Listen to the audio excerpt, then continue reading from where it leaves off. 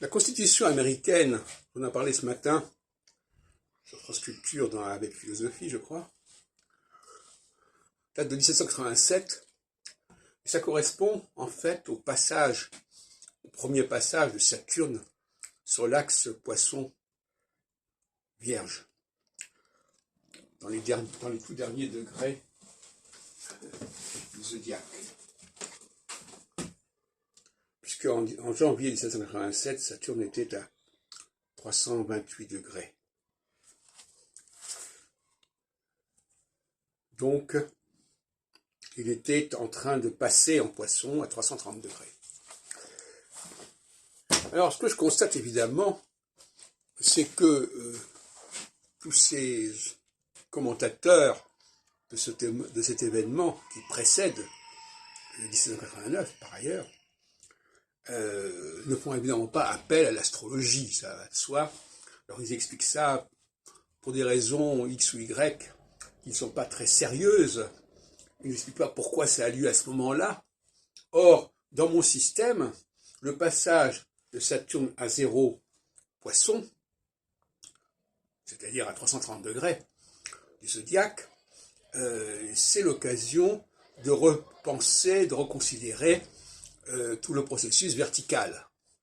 Et le processus vertical, c'est l'organisation en états, en différents états, en différentes structures de la société.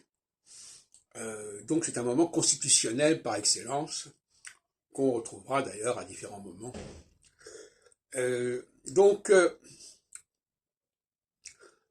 constate une fois de plus que sans l'astrologie, on tourne autour du pot, on dit un peu n'importe quoi, et c'est vraiment le monde à l'envers. Parce que les gens vont dire, ah mais l'astrologie ça fait dire n'importe quoi, mais c'est quand on ne fait pas d'astrologie qu'on dit n'importe quoi. C'est ça le grand souci, en quelque sorte. Et je pense qu'on va s'en apercevoir assez rapidement. Il faudrait quand même qu'il y ait certains chercheurs qui se mettent au travail. On leur a donné les outils, on leur a donné le schéma, on leur a donné les clés du système.